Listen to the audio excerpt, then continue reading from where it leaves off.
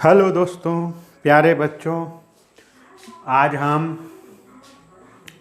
कुछ बेलन के बारे में समझ बनाएंगे। आइए, आज का जो विषय है मेरा बेलन का आयतन। आप जो है पिछला वीडियो में वृत्त के बारे में मैं बताया था, जिसमें उसकी परिधि और क्षेत्रफल में समझ बनाया था। तो आपको याद होगा, ये अभी काम आने वाला है। वृत्त का क्षेत्रफल, देखिए वृत्त का क्षेत्रफल, ये आपको याद होगा। यदि वो नहीं देखे होंगे वीडियो तो मैं लिंक इसमें डाल दूंगा। तो वृत्त का क्षेत्रफल बराबर होता है पाई आर का वर्ग। ये आज हम समझ बनाएंगे। देखिए बेलन क्या होता है एक्चुअल में, हम ये समझें पहले। बेलनाकार आकृति, जैसे देखिए मैं प्रयास करता हूँ। एक मेरे पास देखिए आज घर में ये उपलब्ध था, स्प्रे है एक ठो। आप गौर से देखिए इस भाग को, मैं चित्र थोड़ा बना के समझाता हूँ। इसके भाग को पहले हम समझें कि किसको क्या बोलते हैं। देखिए इस प्रकार का ये आकृति है, आप यहाँ पे थोड़ा समझ बनाएंगे। देखिए ये इस प्रकार का बनता है। देखिए ये बेलनाकार आकृति, मैं इसको बनाने का प्रयास किया हूँ। ये देखिए ये जो भाग है, ये वाला भाग, ये वृत्ताकार होता है और ये भी वृत्ताकार। यदि बनाना चाहें, देखिए इस प्रकार से, यदि मैं इसको आपको ये बना दिया। देखिए आधार, इसका जो आधार है, देखिए ये जो आधार है ये वृत्ताकार है। तो निश्चित है यदि हम इसका केंद्र यहाँ जान जाएंगे, मान लीजिए यहाँ केंद्र होता है, तो ये इसकी त्रिज्या होगी, ये इसकी त्रिज्या होगी, और ये इसकी ऊंचाई है, और ये इसकी परिधि है। तो ये अपन समझ लें। अच्छा देखिए ये आधार है, ये इसका आधार, ये वृत्ताकार होता है। कौन सा आकार होता है? वृत्ताकार। ये समझिए, ये आकार वृत्ताकार होता है। और बेलन उसी को कहते हैं कि इसका जो आकार है और इसका आकार एकदम बराबर रहे दोनों। दूसरा चीज़, ये ऊंचाई कहलाता है। यहाँ से यहाँ तक ये इसकी ऊंचाई, हाइट जिसको बोलते हैं, एच लिखते हैं जिसको। और ये त्रिज्या आर, रेडियस, या ये जो त्रिज्या होगा आधार का वो आर होगा। क्लियर, समझ लीजिए। सेम यही यहाँ केंद्र होगा मान लीजिए, तो ये आर होगा, ये वृत्ताकार परिधि होगा। और ये भाग वक्र पृष्ठ कहलाता है। ये भाग जो है वक्राकार है। ये जो भाग है ये दिख रहा होगा, ये भाग वक्र भाग कहलाता है। वक्राकार है, इसलिए वक्र पृष्ठ कहते हैं। देखिए तो ये बेलन एक्चुअल में ये होता है, ये बेलनाकार, बेलन का आकार है ये, समझ लीजिए। बेलन में यही विशेषता है। जैसे ये भी एक देखिए मेरे पास सेलो टेप है, ये खोखला बेलन बोलें तो ये कोई ये नहीं है। देखिए ये जो है, इसको भी मैं ऐसा रखूं तो इसका जो आधार है, देखिए ये वृत्ताकार होगा ऐसा। ये क्लियर होना चाहिए, ये वृत्ताकार होता है, ये देखिए। तो ये भी एक बेलन है, ऐसा रखूं मैं तो ये इसकी ऊंचाई है और ये वक्र भाग है। तो ये क्लियर है। आइए इसका आयतन क्या होता है अब थोड़ा सा समझें हम। मैं दो आकृति रखा हूँ, दो, इसको नहीं मिटा रहा हूँ मैं। देखिए सबसे पहले आयतन को समझें हम, आयतन क्या है और क्षेत्रफल। थोड़ा सा मैं दोनों में पुनः एक बार रिफ्रेश कर दूँ आपको। मेरे पास एक डब्बा और है, देखिए मोबाइल का डब्बा है ये, आप मालूम है आपको, ये घनाभाकार है, ये घनाभ का आकार। तो उस दिन पिछला वीडियो में मैं बताया था, क्षेत्रफल माने कोई वस्तु या कोई आकृति समतल पर, जैसे ये समतल है, देखिए इस पर जितना स्थान ये घेरा, समतल पर, समझिए बात को, ये जितना स्थान यहाँ घेरता है, यहाँ पे देखिए ये इस तरह से, ये जो है ये जितना स्थान घेरा, ये देखिए ये इसका क्षेत्रफल कहलाता है। सतह का क्षेत्रफल, ये क्षेत्रफल कहलाता है ये। तो आपको मालूम है ये आकार आयताकार हो गया, तो ये हो गया लंबाई और ये हो गया चौड़ाई। तो इसका क्षेत्रफल क्या होगा? क्षेत्रफल बराबर लंबाई गुणित चौड़ाई। अब देखिए यहाँ से आयतन क्या होता है? आयतन, ये देखिए इसका आयतन माने ये इस वातावरण में जितना स्थान घेरता है वो आयतन है। क्लियर हो जाइए यहाँ पे। ये जो तल पर घेरा ये क्षेत्रफल था, ये क्षेत्रफल। अब वातावरण में माने मैं इसको यहाँ रख दिया, देखिए ये देखिए यहाँ रख दिया, तो ये कितना स्थान घेर रहा है, ये इतना स्थान तो क्षेत्रफल का घेर ही रहा है, प्लस इसका जो ऊंचाई है उतना के स्थान और घेर रहा है। तो इसीलिए आयतन बराबर क्या होगा, ये क्षेत्रफल लंबाई गुणित चौड़ाई और गुणित ऊंचाई, इसीलिए बोलते हैं आयतन बराबर होता है, आयतन बराबर लंबाई गुणित चौड़ाई गुणित ऊंचाई। ये याद रखेंगे, दोनों में यही अंतर है। क्षेत्रफल जो है समतल पे जो स्थान घेरा वो, और आयतन जो है इस वातावरण पे एटमॉस्फेयर में जो स्थान घेरेगा ये। तो ऊंचाई जितना है उतना और स्थान घेरे, इतना तो घेर ही रहा है। या इसी को हम बोल दें आयतन बराबर क्या होगा, क्षेत्रफल गुणित ऊंचाई, क्षेत्रफल गुणित ऊंचाई, ये भी एक सूत्र बन जाता है, क्षेत्रफल गुणित ऊंचाई। ये दोनों क्षेत्रफल हो गया गुणित ऊंचाई। इसका जो मात्रक होता है वर्ग इकाई होता है। अब इसका क्या हो जाएगा, देखिए 1 2 3 बार गुणा होगा किसी का तो घन इकाई हो जाता है। ये दिमाग में रखेंगे, घन इकाई। यदि ये समझ आता है तो आपको देखिए बेलन का जो है क्या, अब मैं इसको मिटा दूं तो आयतन बराबर क्या हो गया, लंबाई गुणित चौड़ाई गुणित ऊंचाई।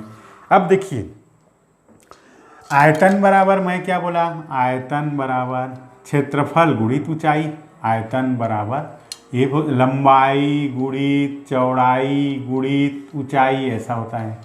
या इसी को बोले तो क्षेत्रफल गुणित ऊंचाई, क्षेत्रफल गुणित ऊंचाई। यदि ये समझ आता है तो निश्चित है आपका। अब देखिए इस बेलन का आयतन क्या होगा, देखिए ये आधार है इसका, ये आधार है देखिए, तो इस आधार का क्षेत्रफल क्या होता है, आधार, इसी को बोल दूं मैं बेलन का आयतन बराबर, देखिए बेलन का आयतन बराबर, देखिए यहाँ पे क्या है क्षेत्रफल, किसका था, आधार का, इसका।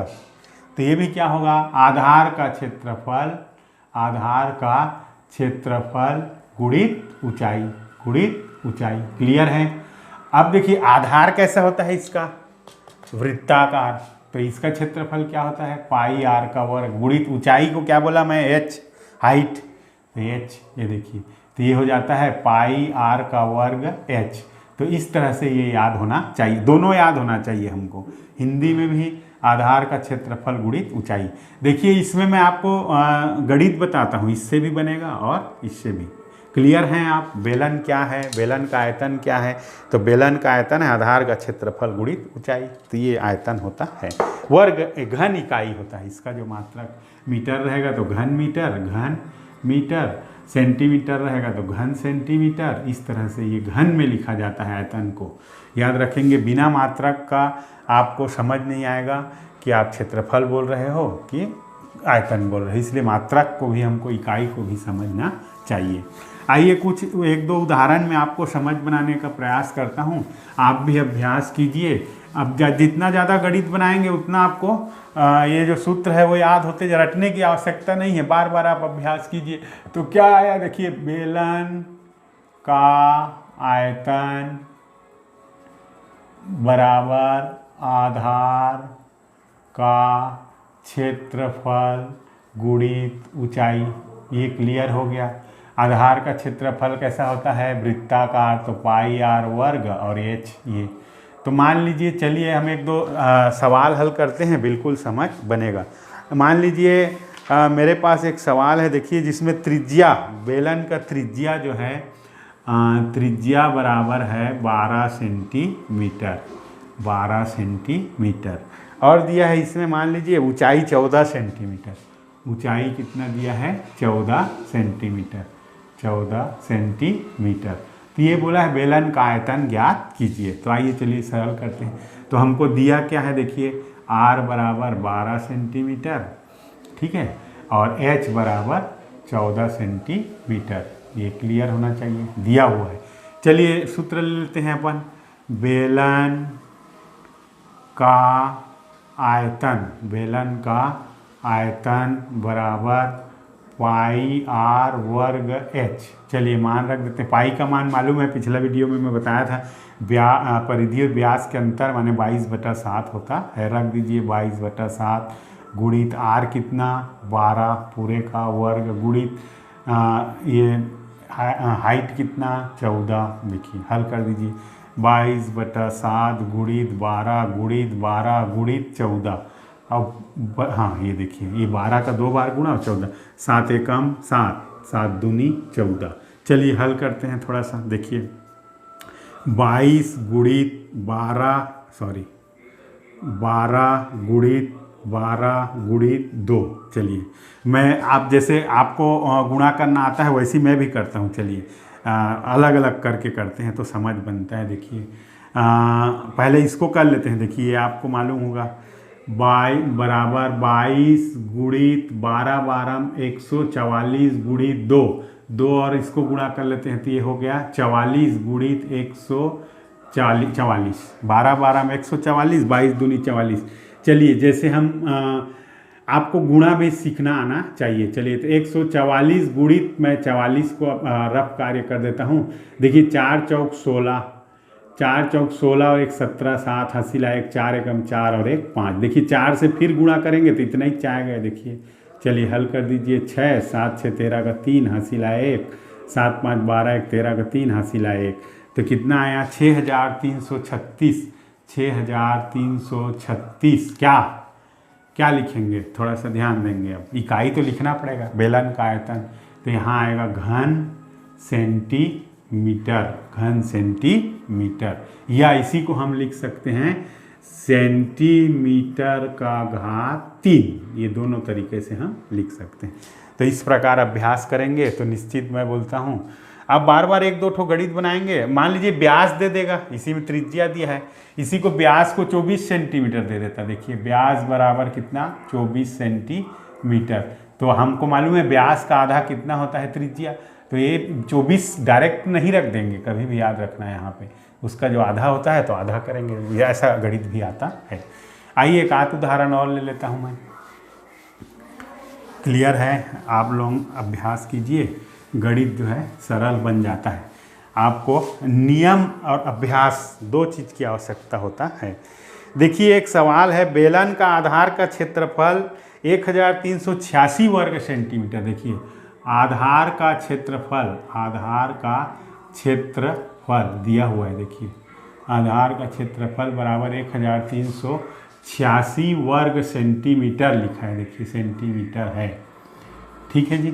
अब क्या दिया है देखिए इसमें, यदि उसकी ऊंचाई 15 सेंटीमीटर हो, यदि उसकी ऊंचाई h बराबर कितना है 15 सेंटीमीटर हो, तो उसकी त्रिज्या ज्ञात कीजिए, ऐसा बोला है। त्रिज्या ज्ञात करना है r। तो उसके त्रिज्या नहीं, उसका आयतन ज्ञात कीजिए बोला है। उसका आयतन ज्ञात कीजिए बोला है, आयतन ज्ञात कीजिए ऐसा बोला है। देखिए अब देखिए समझिए यहाँ पे क्या दे दिया है। ये देखिए सूत्र को ये दे दिया है, ये पाई आर का वर्ग दे दिया है। देखिए आधार का क्षेत्रफल माने पाई आर का वर्ग दे दिया है। हमको त्रिज्या की यहाँ आवश्यकता नहीं है। ऊंचाई दे दिया है, देखिए कितना 15। ये तो हिंदी वाला को लिखें तो बड़ा सरल है। तो देखिए बेलन का आयतन बराबर क्या लिखें, हिंदी को लिखें, इसको लिखें, जिसको लिखिए, लेकिन ये जो दिया है इसको आपको ध्यान समझ बनाना है। आधार का क्षेत्रफल माने ये बेलन का इसका क्षेत्रफल दिया है, इसका पाई आर वर्ग का मान। तो यहाँ पे ध्यान दीजिए। तो हम हिंदी वाला लिख देता हूँ, आधार का क्षेत्रफल गुणित ऊंचाई। देखिए तो सीधा सीधा रख दीजिए, कितना 1386 गुणित कितना ऊंचाई 15। देखिए गुणा कर, चलिए हम 15 से सीधा गुणा कर देते हैं। 15 6 का 90 का 0 हंसी लाया 9, 15 8 120 हो गया। देखिए जोड़े तो कितना हो गया 129। तो ये 9 हंसी लाया 12, 15 तिया 45, जोड़ दीजिए 5 2 7 और ये 4 1 5, ये हुआ 7 बचा 5, 15 एकम 15 और 5 20। देखिए तो ये उत्तर आया कितना 20,790 घन सेंटीमीटर।